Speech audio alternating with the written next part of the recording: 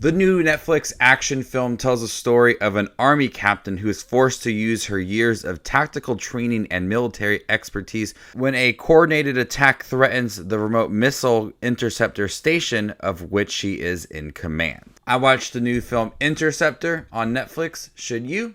Let's find out. How's it going, movie watchers? Thank you guys for stopping by my channel. Today we're going to talk about the new Netflix action film that stars Elsa, Pataky, and Luke Bracey. This is a very short action film.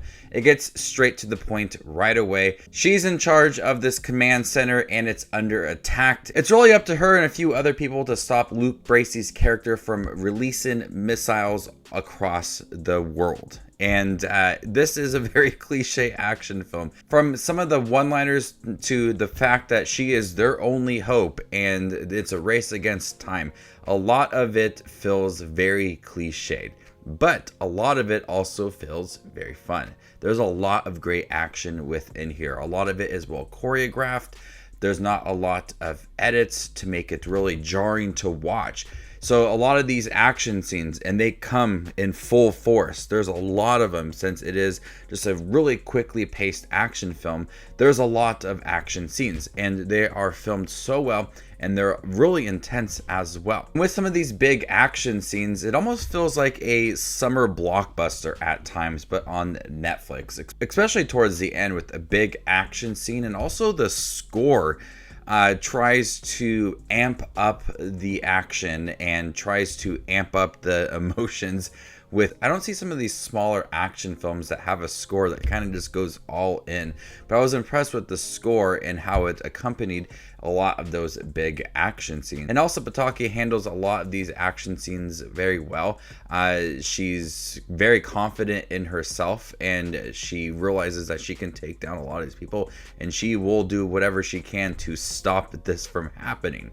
So with its quick story, just Luke Bracey wants to release these missiles and he needs to get into a certain room to get that, and she's going to try to stop all of that. But we also have a subplot that also looks at some of that Me Too movement and things that happened in her past and how it affected kind of where she is now and her judgment on certain things. See a little bit of what had happened to her early on in the film, about middle half as well. I do think that it moves the character forward as certain moments when she is trying to protect herself and stop Luke Bracey's character from coming in. She's starting to contemplate certain things and she was starting to realize her own strength as well. So I really kind of like that subplot. It added a lot more, it added more depth to this character rather than just having a straightforward action film with really no character depth given to her. But we see that she's struggling with certain things and she's overcoming it, and it's making her stronger throughout the film. There's a lot of plot conveniences within here. It takes a look at the military and the government and some issues with the government and military.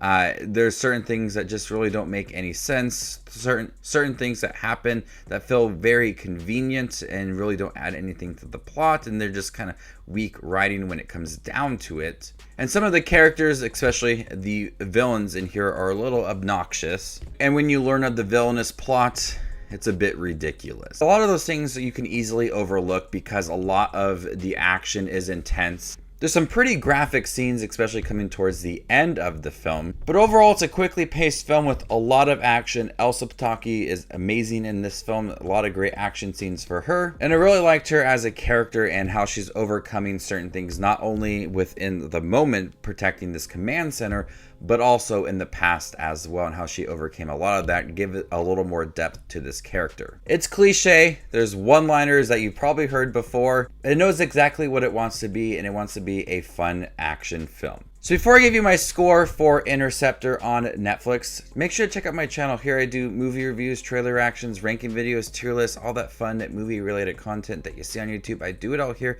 So hit that subscribe button to get it all in one spot. And if you'd like to see where Interceptor ranks amongst all the other 2022 releases I have seen this year, follow me on Letterboxd and there you can find my ranking. I'm going to go ahead and give Interceptor a B-. Thank you guys for checking my review for Interceptor on Netflix. Have you guys seen it by chance? What do you think about it? Let me know in the comment section down below and stay tuned for more up and coming content like this. My name is Just Watches Movies, and you guys stay classy, YouTube.